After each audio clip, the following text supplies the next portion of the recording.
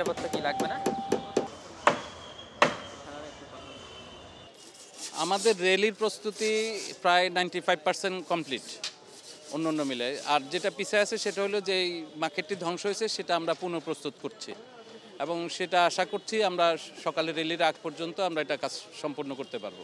র্যালির কর্মকাণ্ডে আমরা কোনো আশঙ্কা করছি না এই কারণে যে আল্লাহ চাহে তো সম্পূর্ণ যদি প্রাকৃতিক কোনো দুর্যোগ না আসে এটা সুন্দরভাবে সম্পূর্ণ হবে এবং সরকারের সমস্ত নিরাপত্তা সংস্থাগুলি আমাদের সাথে সহায়তা করছে এবং আমাদের যেই রুটগুলিতে র্যালি যাবে সেই রুটগুলিতে প্রত্যেকটা জায়গায় সিসি ক্যামেরা ফুটেজ এবং সেখানে যথেষ্ট পরিমাণ নিরাপত্তা বাহিনী থাকবে এখানে এবং সেই বিষয়ে গতকালকে স্বরাষ্ট্র উপদেষ্টা, সাংস্কৃতিক উপদেষ্টা এবং আইজিপি, পুলিশ কমিশনার সবাই এসে সিদ্ধান্ত দিয়ে গেছেন এই বিষয়গুলি তারা তাদের নিয়ন্ত্রণে রাখবে এবং আমরা আশা করব যে কালকে যে র্যালিটা হবে অত্যন্ত অনাড়ম্বরভাবে এই স্বতঃস্ফূর্তভাবে র্যালিটা অনুষ্ঠিত হবে এবং এতে কোনো সমস্যা হওয়ার কথা না।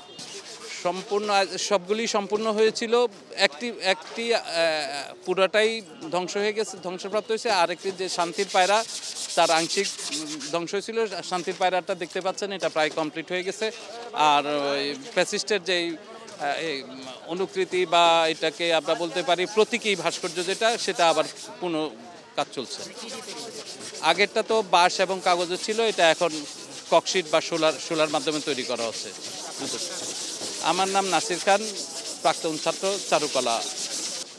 ইনশাল্লাহ এটা আমরা আজকে রাতের মধ্যে শেষ করতে পারবো কাজটা এবং কোনো কিছুই কারোর জন্য আর কি পড়ে থাকে না। ওরা মানে ফ্যাসিস্টদের দোষরা চাইছিল যে এটা কোনোভাবেই যেভাবে হোক এটাকে নস্যাৎ করার জন্য তারা করতে পেরেছিল, কিন্তু আমরা সেটাকে আবার যেভাবে হোক আমরা সবাই মিলে একত্র হয়ে আমরা আবার সেই জিনিসটাকে আবার পুনর্ভাবে নতুন করে করার চেষ্টা করতেছি আর কি।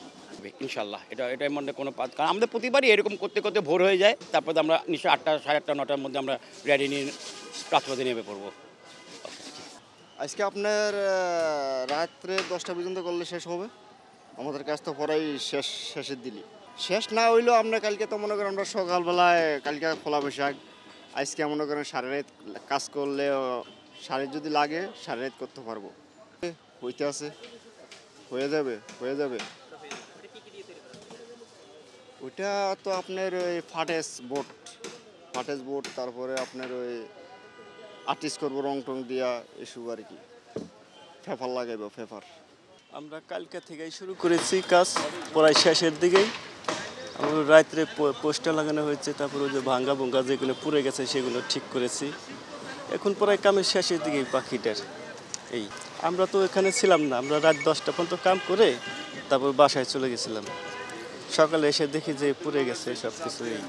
আমরা এনে কাঠের আছে 16 জন আর আমরা আছি 7 জন।